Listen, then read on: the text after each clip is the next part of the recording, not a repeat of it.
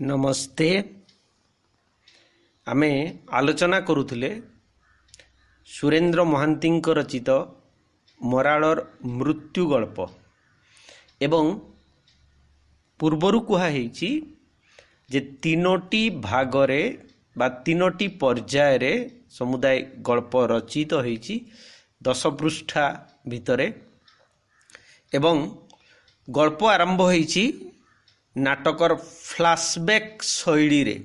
तार अर्थ होछि अतीत रे से घटना घटी जाइछि, वर्तमानरु से घटनार रोमंथन करा होछि एवं सेही प्रक्रिया भितरे गतकाली आमे आलोचना करिथिले जे जेउ नील कल्प बट एवं आमे ताकू कहि परिबा भारतीय जनजीवनर ताहा होछि विश्वासर प्रतीक।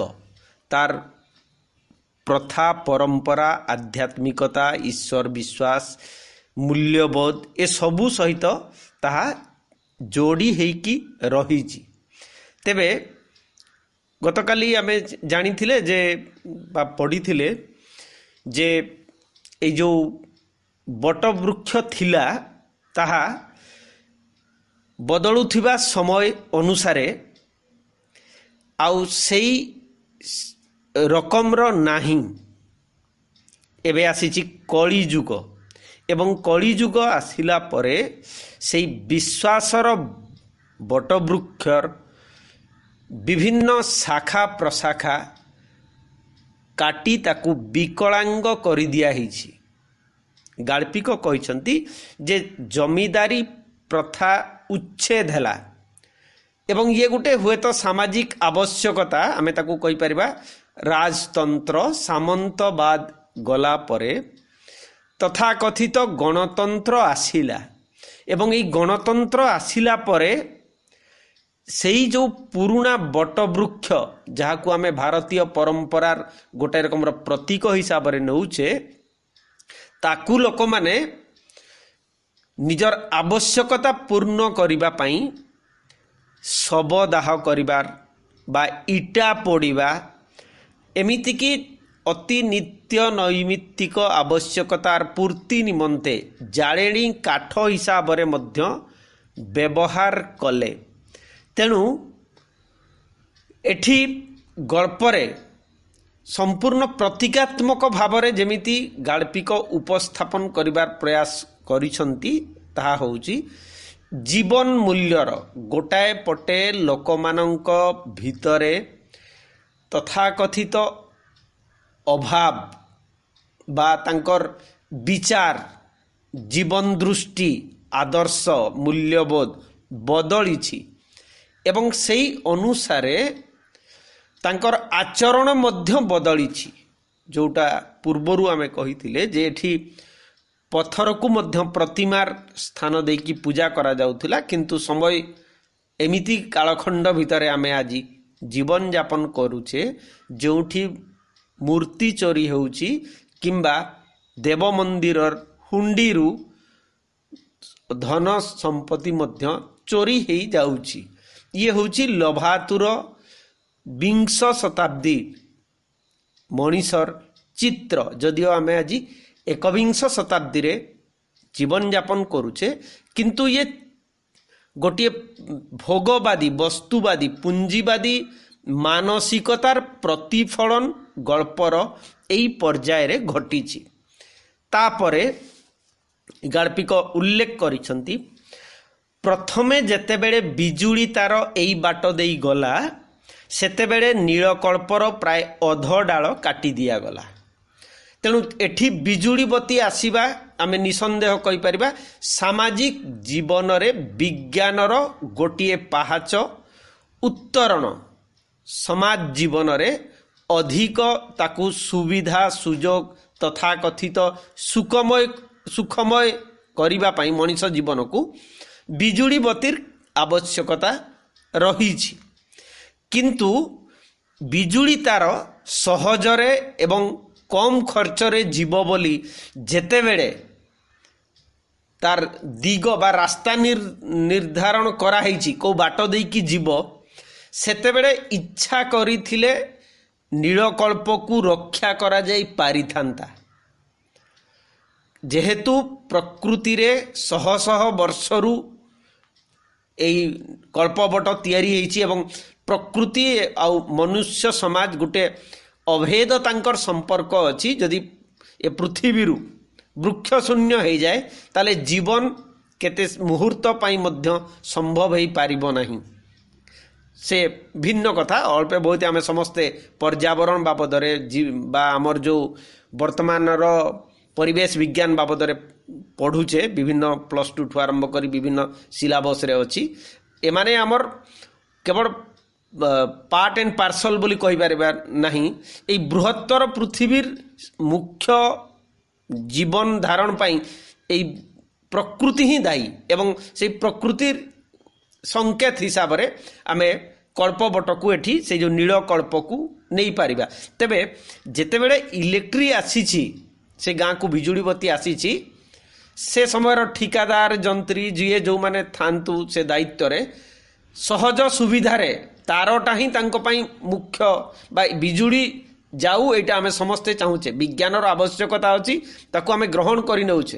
ଏହାର ଅର୍ଥ ନୁହେଁ ବିନିମୟରେ ଶହ ଶହ ବର୍ଷର ଆମର ବିଶ୍ୱାସ ଏବଂ ଆମର ଆଦର୍ଶ ମୂଲ୍ୟବୋଧକୁ ଆମେ ଜଳାଞ୍ଜଳି ଦେବୁ।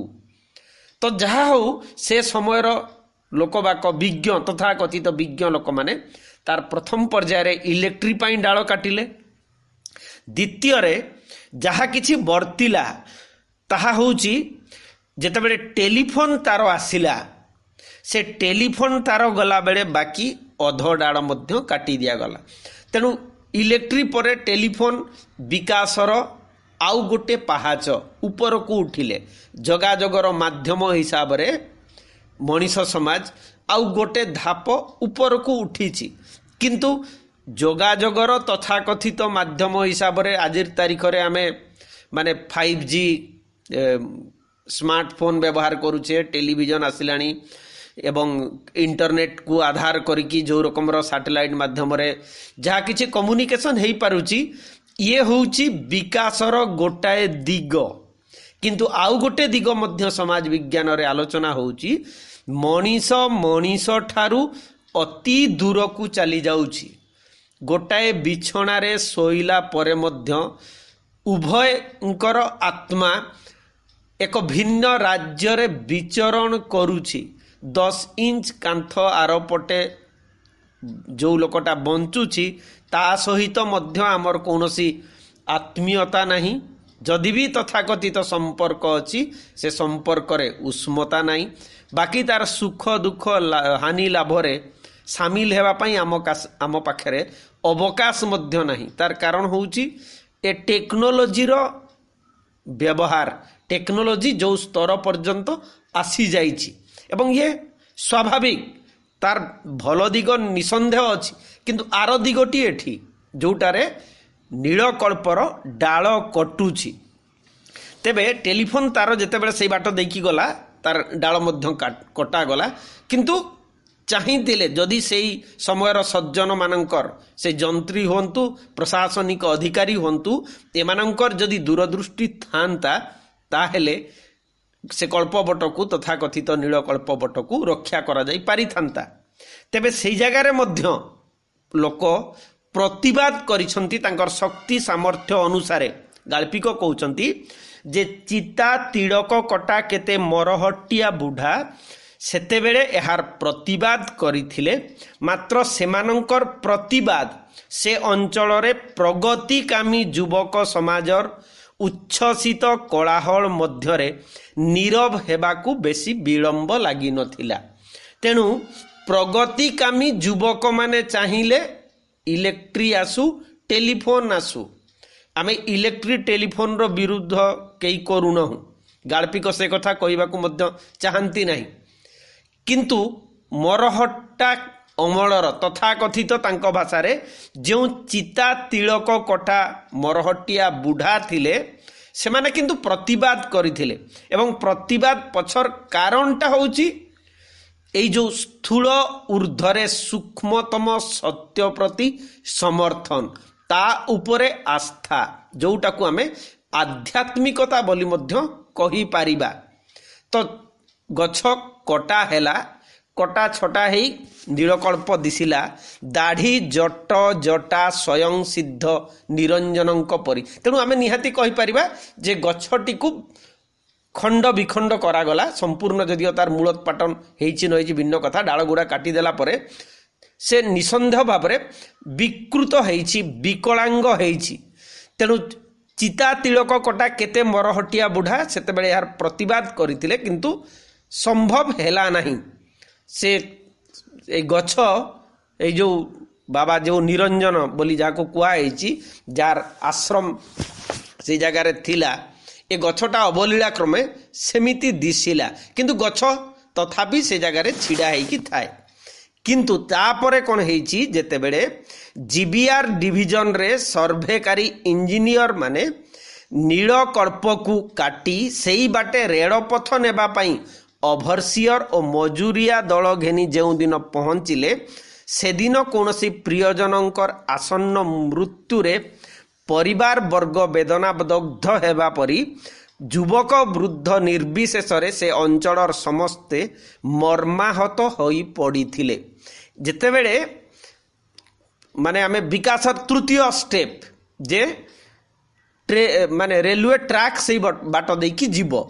ତେଣୁ ରେଲୱେ ଟ୍ରାକ୍ ଯେତେବେଳେ ଯିବ, ଗମନାଗମନ ପାଇଁ ରାସ୍ତାର ଆବଶ୍ୟକ ଅଛି, ରେଲୱେର ଆବଶ୍ୟକ ଅଛି, ଏରୋପ୍ଲେନ୍ ଠାରୁ ଆରମ୍ଭ କରି ଏହାର ମଧ୍ୟ ଆବଶ୍ୟକତା ଅଛି। କିନ୍ତୁ ବିଜ୍ଞାନ କଦାପି ଆଧ୍ୟାତ୍ମିକତାକୁ ହଜାର ହଜାର ବର୍ଷର ମଣିଷର ଉପଲବ୍ଧିକୁ ଉପହାସ କରିବା ଉଚିତ ନୁହେଁ, କିନ୍ତୁ ଏଠି ତାହା ହିଁ କରାଯାଇଛି। ତେଣୁ ଯେତେବେଳେ ଏଠି ସର୍ଭେୟର ମାନେ ଆସିଗଲେ, ଇଞ୍ଜିନିୟର ମାନେ ଆସିଲେ ଏବଂ କହିଲେ ରେଲୱେ ଟ୍ରାକ୍ ଏଇ ବାଟ ଦେଇକି ଯିବ ଏବଂ ଏଇ ନୀଳକଳ୍ପ ବଟର ପୂର୍ବରୁ ଡାଳ କଟା ହେଇଥିଲା, ଏବେ ତାର ମୂଳୋତ୍ପାଟନ କରାଯିବ, ସେତେବେଳେ ସେ ଅଞ୍ଚଳର ସେଇ ପ୍ରଗତିକାମୀ ଯୁବକ ଠାରୁ ଆରମ୍ଭ କରିକି ବୃଦ୍ଧ, ଆମେ କହିପାରିବା ସବୁ ସ୍ତରର ଲୋକ ବିମର୍ଷ ତାଙ୍କ ଭିତରେ ଭରି ଯାଇଛି। ସେମାନେ ଦୁଃଖ ପ୍ରକାଶ କରିଛନ୍ତି। ଯଦି କେହି ଆମେ ପଢ଼ିଥିବା ଏଇ ସମାନ ଧର୍ମର ଗଳ୍ପ ଆଉ ଗୋଟିଏ ଅଛି ମନୋଜ ଦାସଙ୍କର, ଭୁତୁଣୀ ଏକ ବିଦାୟ, ମାନେ ଯେଉଁ ଗଳ୍ପରେ ସେଇ ଉପକୂଳ ଅଞ୍ଚଳର ଗୋଟିଏ ଭୁତୁଣୀ ଗୋଟିଏ ଗଛରେ ବାସ କରୁଥିଲା ଏବଂ ଆବଶ୍ୟକ ହେଇଛି ସେ ଗଛକୁ କାଟିକି ସେ ଜାଗାରେ ଘର କରିବେ, କ୍ଲବ ହେବ, ବ୍ଲକ ହେବ, କ'ଣ ହେବ, ଏବଂ ଭୂତକୁ ସେ ଜାଗାରୁ ନେଇକି, ଭୂତ ବାସ୍ତବିକ ନୁହେଁ, ସେ ହେଉଛି ଭୁତୁଣୀ, ଝିଅକୁ ବିଦାୟ ଯେତେବେଳେ ଦିଆଯାଏ ବିବାହ କରିକି ଶାଶୁ ଘରକୁ ଯିବା ପାଇଁ, ଅବିକଳ ଭାବରେ ଆମେ କହିପାରିବା ଯେ ଭାରତୀୟମାନଙ୍କର ଗୋଟେ ପଲ୍ଲୀ ଜୀବନରେ ସୂକ୍ଷ୍ମତମ ସତ୍ତା ପ୍ରତି ଯେଉଁ ରକମର ଆତ୍ମୀୟତା, ବିଶ୍ୱାସ, ସମର୍ଥନ, ତାକୁ ଚମତ୍କାର ଭାବରେ ଗାଳ୍ପିକ ମନୋଜ ଦାସ ସେ ଗଳ୍ପରେ ରୂପାୟିତ କରିଛନ୍ତି। ଏଠି ପାଖାପାଖି ସେମିତି, ଯଦିଓ ଏଠି ଭୁତୁଣୀ ନୁହେଁ, ଏଠି ହେଉଛି ସେ କଳ୍ପ ବଟ, ସେଇ କଳ୍ପ ବୃକ୍ଷ ଯାହା ତଳେ ଏକଦା କୁହାହେଇଛି ଯେ ସୁକମୁନି ପରୀକ୍ଷିତଙ୍କୁ ବ୍ରହ୍ମଜ୍ଞାନ ଦୀକ୍ଷା ଦେଇଥିବେ ବା ଶିକ୍ଷା ଦେଇଥିଲେ, ନିରଞ୍ଜନଙ୍କର ଆଶ୍ରମ ଥିଲା। କିନ୍ତୁ ଆଜି ଏଠି ଇଞ୍ଜିନିୟର ମାନେ କହିଛନ୍ତି ଯେ ତା ମାନେ ଗଳ୍ପବଟକୁ ମୂଳୋତ୍ପାଟନ କରାଯିବ ଏବଂ ତା ଉପର ଦେଇକି, ମାନେ ସେଇ ବାଟ ଦେଇକି ରେଲୱେ ଟ୍ରାକ୍ ଆଗକୁ ଯିବ। ତେବେ ନୀଳକଳ୍ପବଟକୁ ଅକ୍ଷତ ରଖିବା ପାଇଁ ସେମାନଙ୍କର ଦାବି ଏକ ଆନ୍ଦୋଳନରେ ପରିଣତ ହୋଇପଡ଼ିଥିଲା। ଏବଂ ଯାହା ପୂର୍ବରୁ ଡାଳ କଟା ହେଇଥିଲା, କିନ୍ତୁ ଏବେ ସେମାନେ କହୁଥିଲେ ଯେ ନାଇଁ, ରେଲୱେ ଟ୍ରାକ୍କୁ ଟିକେ ଅନ୍ୟ ଦିଗରେ ନିଆଯାଉ ଏବଂ ଅନ୍ୟ ଦିଗରେ ନେବା ଦ୍ୱାରା କ'ଣ ହେବ ନା, ଲୋକମାନେ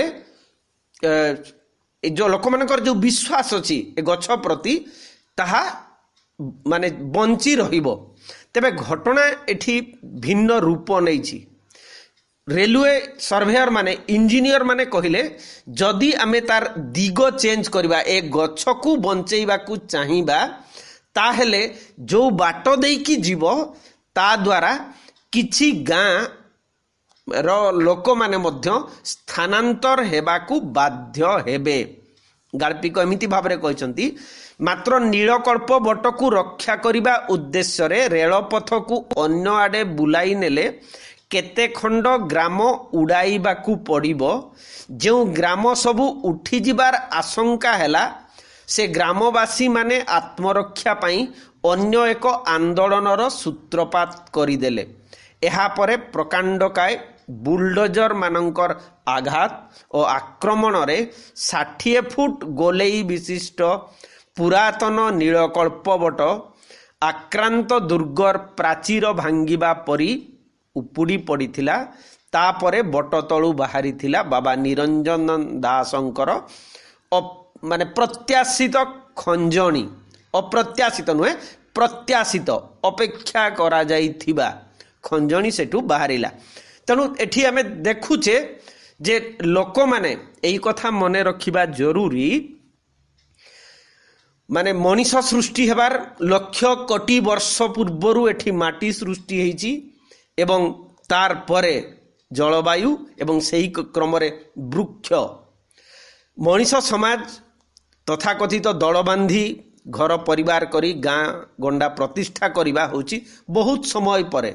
जदि समाजर बृहत्तर स्वार्थ अछि ताहले ए स्थान परित्याग करी अन्य स्थान को गले मनीषर कोनोसी सेमिति विशेष क्षति हेबो नाही। किंतु अहंकार को जाबुड़ी धरी सूचग्र मेदिनी देवी नाही बोली जदि कल्पना करती ताहले सृष्टि रे कुरुक्षेत्र भलिया परिस्थिति सृष्टि हेबो एवं ताहा कदापि ग्रहणीय नुहे। कारण समाज विवर्तन क्रम रे आगकू जाउची एवं जदि आवश्यक अछि ताहेले ए सबु किछि मध्य आमको परित्याग करिबाको पड़िबो। तो से जहा हो घटना होईची जे बटवृक्ष को दले कहउतिले रक्षा करिबा दले कहउतिले जे आमे स्थान गाँ छाड़ी की जीवा नाही। तेणु सेठी बटवृक्ष जदि कुहा जीवो से बटवृक्षटा उपुड़ी गले कहार घर द्वार धन माने जीवन बा सेमिति संपत्ति नष्ट हेबार नाही। तो परिणाम हेची परिणति रे देखुचे जे विशालकाय बुलडोजर गुड़ाक लगी कि तार मूलोत्पाटन हेची एवं मूलोत्पाटन हेला परे सेई जो निरंजन दासंकर खंजणी अप्रत्याशित भाव में सेठू बाहरी एवं ये हूँ सत कथा। निरंजन दासंकर जो खंजणी बाहरिला से बाबद में गाल्पिक स्पष्ट कर देइछंती जे एथिरे किछि संदेह करिबार नथिला। इंजीनियर ओभरसियर माने स्वचक्षुरे देखिले जे जो इंजीनियर माने ओभरसियर माने स्वचक्षुरे देखिले जे कल्पबट उपुड़ी तले पड़िबा परे एक प्रचंड आघात रे छिटकी पड़िबा परी बाहर को छिटकी पड़िथिला माटी रे पोता हेइथिबा गोटे काठ बाक्स।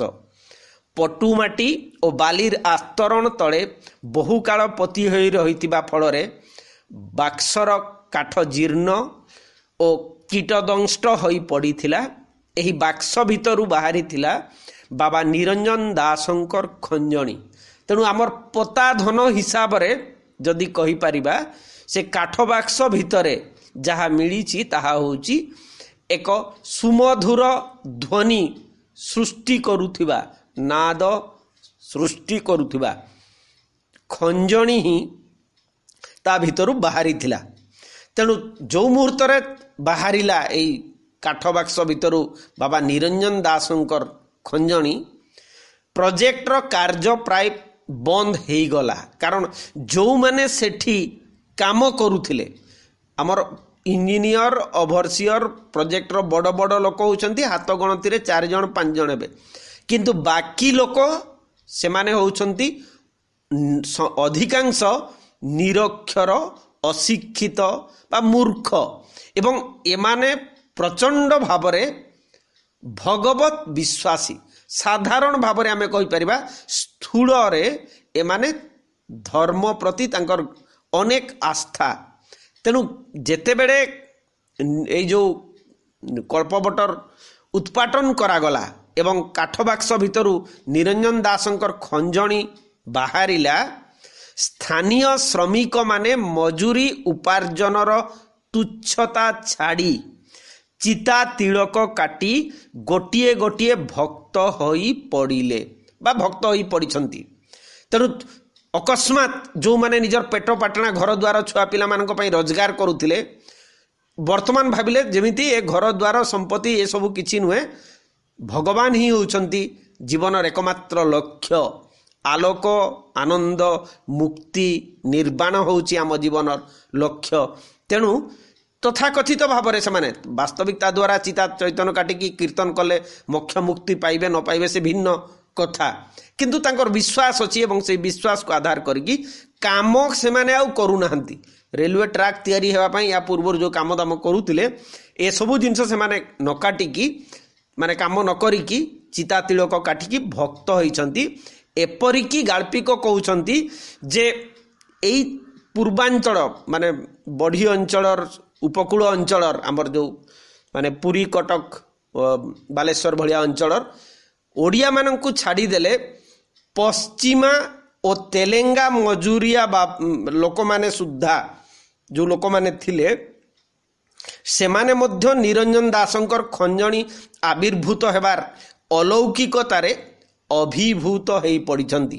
ମାନେ ନିଃସନ୍ଦେହ ଭାବିଛନ୍ତି ଆମେ ଈଶ୍ୱର ଅଛନ୍ତି, ଭଗବାନ ଅଛନ୍ତି, ଧର୍ମ ଅଛି, ସ୍ୱର୍ଗ ଅଛି, ଏଇ ବିଶ୍ୱାସ ତାଙ୍କ ଭିତରେ ପୁନରାୟ ଜାଗ୍ରତ ହେବାକୁ ଆସିଛି ମାନେ ଲାଗିଛି।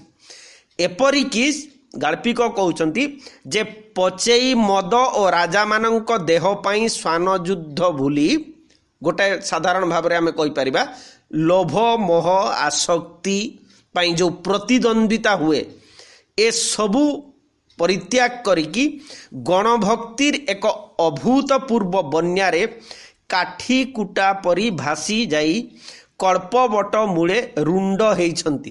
ତେଣୁ ଗୋଟେ ଅଲୌକିକ ଅଦ୍ଭୁତ ଘଟଣାଟିଏ ଘଟିଛି। 300-400 ବର୍ଷ ତଳର ନିରଞ୍ଜନ ଦାସଙ୍କର ଖଞ୍ଜଣି ଯେତେବେଳେ ବାହାରିଛି ସମସ୍ତେ ନିଜ ନିଜର ତଥାକଥିତ ଯେଉଁ ନିତ୍ୟ ନୈମିତ୍ତିକ କର୍ମଗୁଡ଼ିକ ପରିବାର ପ୍ରତିପୋଷଣ କରିବା ପାଇଁ ଲୋକମାନେ ଯାହା କିଛି ସାଧାରଣତଃ କରନ୍ତି, ଏମିତିକି ପରସ୍ପର ସହିତ ଶତ୍ରୁତା ମଧ୍ୟ ଆଚରଣ କରନ୍ତି, ଏସବୁକୁ ପରିତ୍ୟାଗ କରିକି ଯାଇକି ଗୋଟାଏ ରକମର ସେଇ ଭକ୍ତିପୂର୍ଣ୍ଣ ବାତାବରଣ ଭିତରେ ନିଜକୁ ନିମଜ୍ଜିତ କରିଛନ୍ତି।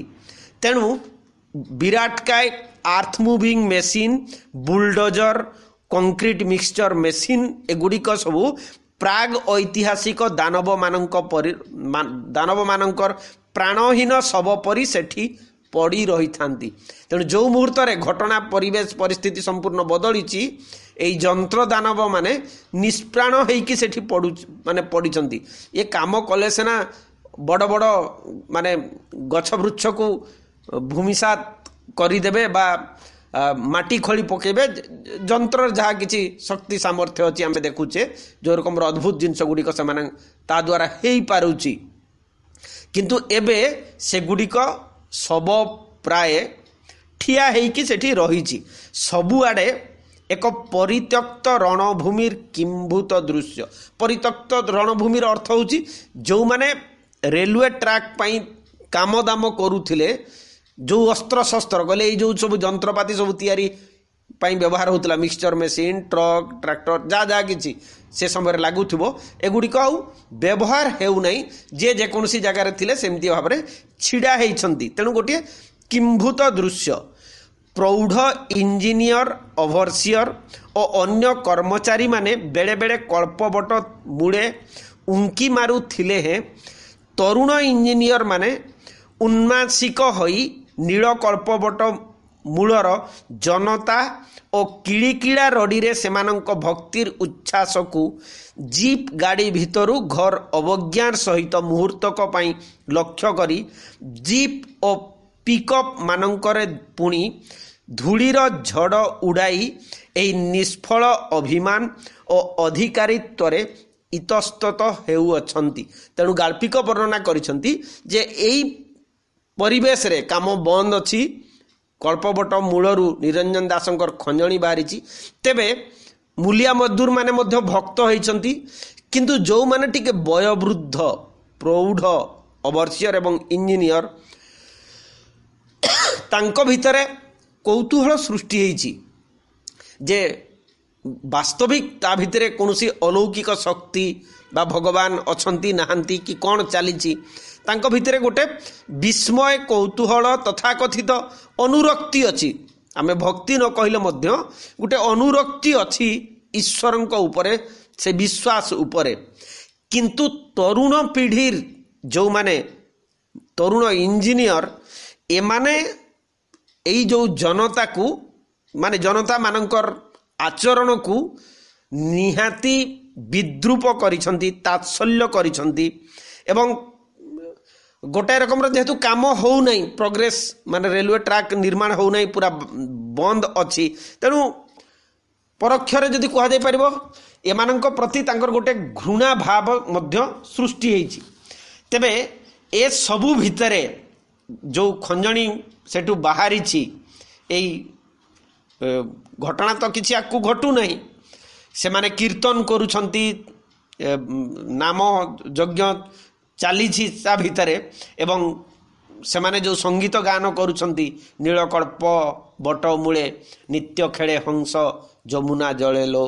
ତେଣୁ ଭାରତୀୟ ଯେଉଁ ବିଶ୍ୱାସରେ ଆଧ୍ୟାତ୍ମିକତାରେ ପ୍ରାଣକୁ ଆତ୍ମାକୁ ହଂସର ପ୍ରତୀକ ହିସାବରେ ଯାହା ନିରବଧି ଶୁଦ୍ଧ ପବିତ୍ର ଶାଶ୍ୱତ ଏବଂ ଆମେ ଯଦି ବୈକୁଣ୍ଠନାଥ ପଟ୍ଟନାୟକଙ୍କର ଯାତ୍ରା ସଙ୍ଗୀତ ମନେ ପକାଇ ପାରିବା, ମାନସ ହଂସେ ମୁଁ ମାନସେ ଉଡ଼ିଯିବି, ମାନେ ଇଏ ଅବଲୀଳା କ୍ରମେ ପରମାତ୍ମାଙ୍କ ପାଖକୁ ତାର ମୂଳ ଉତ୍ସକୁ ସେ ପ୍ରତ୍ୟାବର୍ତ୍ତନ କରିବ, ସେଇ ଭାବନାରେ ସେମାନେ ଗାଳ୍ପିକ ଉଲ୍ଲେଖ କରିଛନ୍ତି।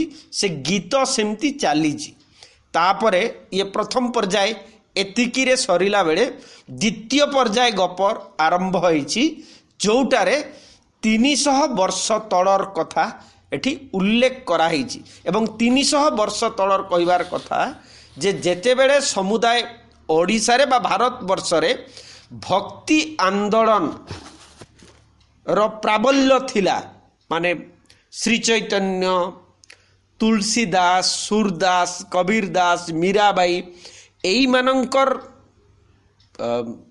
ଜୀବନ ବା এইମାନଙ୍କର ସାହିତ୍ୟ, এইମାନଙ୍କର ଦର୍ଶନ ଜନଜୀବନକୁ ପ୍ରଭାବିତ କରିଥିଲା।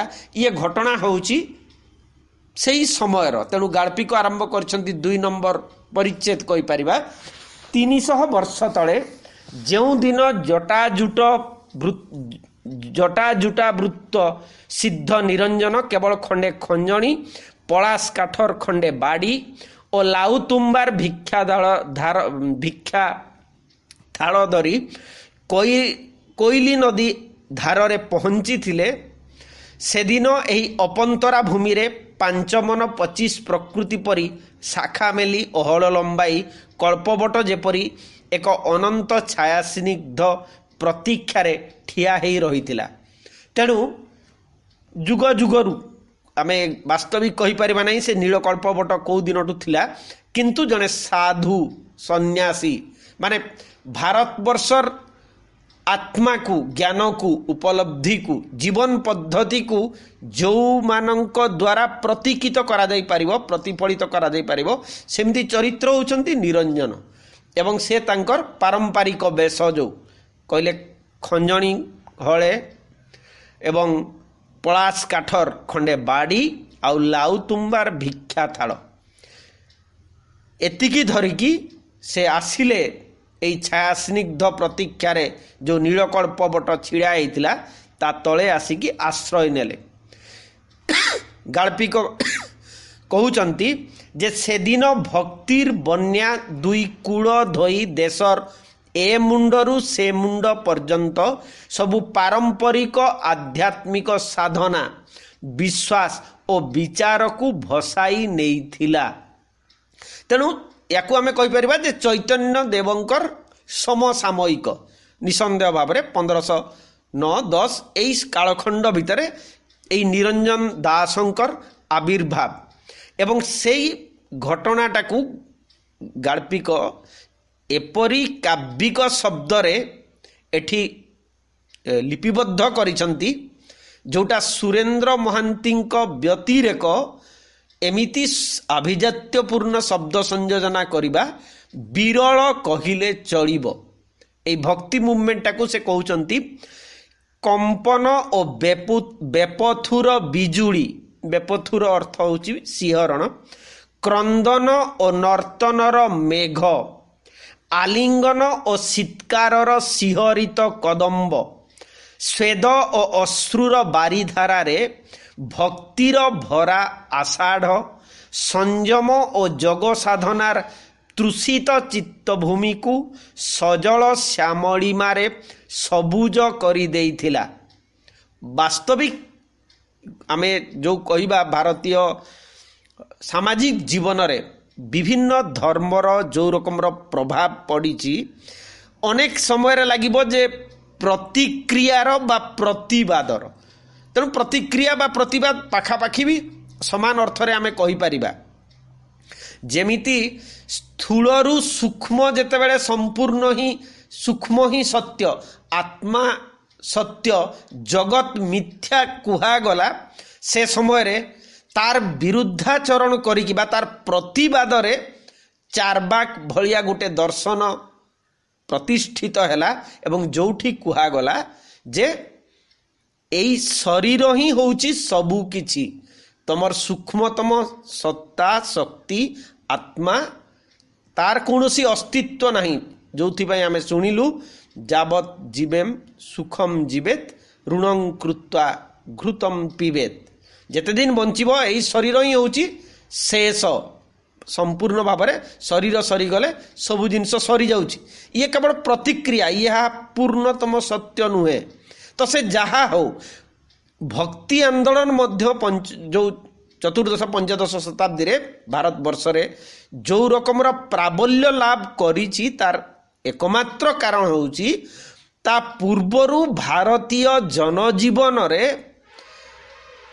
ए शरीर ए जीवन तार तुच्छता को लोकमानंकर मन भितरे गोटाए रकमर पुराई दियाई हेछि। एवं सही क्रम रे आमे कहि परबा जेमति बुद्ध कामना ए दुखर कारण एवं तार प्रभाव मध्य लोकमानंक भितरे पड़िछि। जोग साधना, पिंड ब्रह्मांड तत्व बा आमर जो जो निराकार ब्रह्म ए सबू जेतेबेले कुहा हेछि साधारण लोक मानकर बुझिबा पई लोक माने भाबिछंती देह घर द्वार परिवार ज्ञाति कुटुंब आत्मीय स्वजन एमानंकर कौनसी मूल्य नहीं। तेणु सेमिति गोटे जोगाचार रो प्राबल्य थिबा समाज भितरे जेतेबेले भक्ति रस एवं भक्ति रस कहिबार मूल उद्देश्य होउची श्रीकृष्णंकर प्रणय लीला। जदिओ से दिव्य प्रेम से बाबर दरे तात्विक बा दार्शनिक व्याख्या में एठी करूना है। साधारण भावरे पुरुष नारीर संपर्क को जेपरी भावरे धार्मिक रूप दिया हेछि आमर कल्पना रे संभवतः तार प्रमुख भूमिका जयदेवंकर गीत गोविंद को निया जाई पारे किंबा परवर्ती समय रे विभिन्न कवि माने ताकू जो रकम रूप देइछंती। एई भक्ति मूवमेंट बा भक्ति आंदोलन लोकमानंक भितरे जेमिति गोटे तृषित आत्मा रे तार शोष को प्रशमित करिबा पई यथार्थ खोराक जोगाइला एवं यार चरम विकास घटी विकृत भाव में तथा कथित भाव में आम कहीपर रीति साहित्य रे जोठी श्रृंगारिकता अधिकतर प्राबल्य रूप धारण करिछि। तेणु एठी कुहा हेछि जे पिंड ब्रह्मांड साधनार संयम श्रृंखला मध्यरे निगृहित देह जेपरी खोजुथिला देहर मर्मिल स्पर्श मस्तिष्क और हृदय सेहीपरि खोजुथिला नवनीत कमल आवेग उत्तेजना। ମାନେ ଇଏ ହେଉଛି ସାଧାରଣ ମାନବୀୟ ସମ୍ବେଦନା ଏବଂ ଏହାକୁ ବୌଦ୍ଧ ଧର୍ମରେ ତଥା କଥିତ ଆମର ଅନ୍ୟ ଯେଉଁ ଅନୁଶାସନ ମାନେ ଯେଉଁଗୁଡ଼ିକ ଶୃଙ୍ଖଳା ସଂଯମର କଥା କୁହାଯାଏ ସାଧାରଣ ମାନବୀୟ ଚରିତ୍ରମାନଙ୍କ ପାଇଁ ଏ ଜିନିଷ ଗୁଡ଼ିକ ସମ୍ଭବତଃ ଏତେ ସହଜ କଥା ନୁହେଁ। ତେଣୁ ଗୋଟାଏ ରକମର ଆମେ ସାଧାରଣ ଭାବରେ ବୁଝି ନେଉ ଯେ ସଂସାର ନହେଲେ ସନ୍ନ୍ୟାସ ଏବଂ ସଂସାର ଭିତରେ ରହିଲେ ପାପ, ସନ୍ନ୍ୟାସ ହେଉଛି ମୁକ୍ତି। ସନ୍ନ୍ୟାସ ଅର୍ଥ ହେଉଛି ସାଧାରଣରେ ଏସବୁ ଜିନିଷ ପରିତ୍ୟାଗ କରିବା। ତେଣୁ ଲୋକମାନଙ୍କ ଭିତରେ ଯେଉଁ ରକମର ଦ୍ୱନ୍ଦ୍ୱ ଥିଲା, ଯେଉଁ ରକମର ବିରସ ଭାବରେ ସେମାନେ ବଞ୍ଚୁଥିଲେ, ଯେତେବେଳେ ରାଧାକୃଷ୍ଣଙ୍କର ପ୍ରଣୟ ଲୀଳା ପ୍ରସଙ୍ଗର କଥା ଆସିଛି ଏଠି କହୁଛନ୍ତି ଯେ ଯେମିତି ତାଙ୍କର ନିଗୃହୀତ ଦେହ ଯେପରି ଖୋଜୁଥିଲା ଦେହର ମର୍ମିଳ ସ୍ପର୍ଶ, ମାନେ ଦେହ ଯେମିତି ବୟସ ନିର୍ଦ୍ଦିଷ୍ଟ ସୀମା ଅତିକ୍ରମ କଲା ପରେ ପୁରୁଷ ନାରୀର ସଖ୍ୟ କାମନା କରେ, ଏଠି ହୃଦୟ ସେମିତି ଆଉ ଗୋଟେ ଶରୀରର ଆବଶ୍ୟକତା ଅନୁଭବ କରିଛି। ରାଧାକୃଷ୍ଣ ମିଳନର ଶୁଦ୍ଧା ଭକ୍ତି ଗଣଧର୍ମ ପୁଣି ରାଜଧର୍ମ ରୂପେ ଯେତେବେଳେ ସେ ଶୁଷ୍କ ଆଧ୍ୟାତ୍ମିକତାକୁ ମୌସୁମୀର ଝଡ଼ ପରି ଉଡ଼ାଇ ନେଇଥିଲା, ଅଦ୍ୱୈତର ଅଶରୀରୀ ପ୍ରଶାନ୍ତ ନୁହେଁ, ଦ୍ୱୈତଲୀଳାର ଅନ୍ତର୍ନିହିତ ମାନବୀୟ ବେଦନା ସମାଜର ଚିତ୍ତବୃତ୍ତିକୁ ବିଦଗ୍ଧ କରିଦେଇଥିଲା। ବ୍ରଜବୁଲି ଭାଷାରେ ଯାହା ଆମର ସୁରଦାସଙ୍କର ବା ମୀରାବାଈଙ୍କର ଭଜନ ଯାହା ଲେଖା ହେଇଛି, ବ୍ରଜବୁଲି ଭାଷାରେ ମର୍ମିଳ ପଦାବଳୀ, ବ୍ରଜବୁଲିରେ ଆମର ଜଗନ୍ନାଥ ଦାସଙ୍କର ମଧ୍ୟ କିଛି କବିତା ଅଛି, ସେ ବ୍ରଜବୁଲି ଭାଷାର ମାର୍ମିକ ପଦାବଳୀ ଓ ଗୀତ ଗୋବିନ୍ଦର ସ୍ୱପ୍ନୀଳ ସଙ୍ଗୀତ ସେ ବେଦନା ଓ ବ୍ୟାକୁଳତାକୁ ଏକ ଅପୂର୍ବ ସୌକୁମାର୍ଯ୍ୟ ଓ ଲାଳିତ୍ୟରେ ବିମଣ୍ଡିତ କରି ନିଖିଳ ଚିତ୍ତକୁ ଅଭିଭୂତ କରିଦେଇଥିଲା। ଦେଶର ସବୁଆଡ଼େ ଭକ୍ତି ନାମରେ ମଦନା ନଳର ଦହନ ଜ୍ୱାଳା ଜନିତ ଆର୍ତ୍ତନାଦ ଗାଳ୍ପିକ ଉଲ୍ଲେଖ କରିଛନ୍ତି ଶୁଣିବାକୁ ମିଳୁଥିଲା। ତେଣୁ କାଳଖଣ୍ଡର ଯଦି କୁହାଯିବ କୌଣସି ଜାଗାରେ ଖ୍ରୀଷ୍ଟାବ୍ଦ ସମୟ ଉଲ୍ଲେଖ କରାହେଇ ନାହିଁ, କିନ୍ତୁ ପରୋକ୍ଷରେ ସୂଚନା ଦିଆଯାଇଛି ଯେତେବେଳେ ସମୁଦାୟ ଭାରତବର୍ଷରେ ଭକ୍ତି ଆନ୍ଦୋଳନ ଘଟିଛି ଏବଂ ଭକ୍ତି ଆନ୍ଦୋଳନର ପୃଷ୍ଠଭୂମି ମଧ୍ୟ ଗାଳ୍ପିକ ସ୍ପଷ୍ଟ କରିଦେଇଛନ୍ତି। ଏବଂ ସେଇ ଜାଗାରେ ଆମର ଯୋଗ ଗୋଟାଏ ପଟେ ରହୁଛି ଅଦ୍ୱୈତ ଦର୍ଶନ। ଅଦ୍ୱୈତର ଅର୍ଥ ହେଉଛି ଆତ୍ମା ପରମ ସତ୍ୟ, ଜଗତ ମିଥ୍ୟା, ବା ଆମେ ତାକୁ କହିପାରିବା ଏ ଜଗତ ସେଇ ଆତ୍ମାର ହିଁ ଅଂଶ। ବିଭିନ୍ନ ରକମର କାରଣ ପାଇଁ ଆମେ ମାୟା ମୋହ ଦ୍ୱାରା ଆଚ୍ଛନ୍ନ ହେଉଛେ, ଜୀବନ ସେଥିପାଇଁ ଦୁଃଖ ପାଉଛେ। ତ ସଂସାରରେ ମଣିଷମାନଙ୍କୁ ତାର ସାଧାରଣ ସମ୍ବେଦନା, ତାର ଭାବନା, ଆମର ତଥାକଥିତ ହୃଦୟର ଆକୁତି ଆକାଂକ୍ଷା, ପ୍ରେମ, ଭଲ ପାଇବା, ଏଇ ଜିନିଷ ଗୁଡ଼ିକ ଭକ୍ତି ମୁଭମେଣ୍ଟରେ ଯେତେବେଳେ ଭକ୍ତି ଆନ୍ଦୋଳନ ଚାଲିଛି ସେ ସମୟରେ ଆମର ସେ ଶ୍ରୀ ଚୈତନ୍ୟ କୁହନ୍ତୁ, ମୀରାବାଈ କୁହନ୍ତୁ, ଏମାନେ ନିଜକୁ ସଖୀ ରୂପରେ ଉତ୍ସର୍ଗ କରିଦେଇଛନ୍ତି ସେଇ ପରମ ପୁରୁଷଙ୍କ ନିକଟରେ। ତେଣୁ ଏଠି ଦ୍ୱୈତବାଦର କଥା ଆସିଛି, ମାନେ ଆତ୍ମା ପରମାତ୍ମା, ମାନେ ଆତ୍ମା ପରମାତ୍ମା ସହିତ ଏକାତ୍ମ ହେଇଯିବାକୁ ଚାହେଁ। ଆମେ ସ୍ଥୂଳ ରୂପରେ ପୁରୁଷ ନାରୀର କଥା କହୁଛେ, କିନ୍ତୁ ତାହା ବାସ୍ତବିକ ହେଉଛି ଶକ୍ତି ରୂପରେ, ଏବଂ ତାହା ହେଉଛି ଧର୍ମ ଦର୍ଶନର ବିଷୟ। ସାହିତ୍ୟ ପର୍ଯ୍ୟାୟରେ ବା ସାହିତ୍ୟର କ୍ଲାସରେ ସେ ଡିଟେଲ୍ସ ଯାଇକି ଆମେ ଆଲୋଚନା କରିବା ସମ୍ଭବ ନୁହେଁ।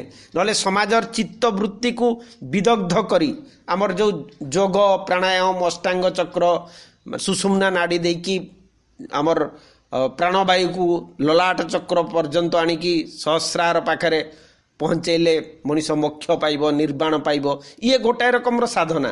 ଆଉ ଗୋଟାଏ ରକମର ସାଧନା ହେଉଛି ନିଜକୁ ଦାସୀ ପରି ସମର୍ପଣ କରିଦେଲେ ଶ୍ରୀକୃଷ୍ଣଙ୍କ ପାଖରେ ପରମାତ୍ମାଙ୍କ ପାଖରେ ବ୍ୟକ୍ତି ମୁକ୍ତି ପାଇବ, ସିଏ ହେଉଛି ଆଉ ଗୋଟେ ମାର୍ଗର।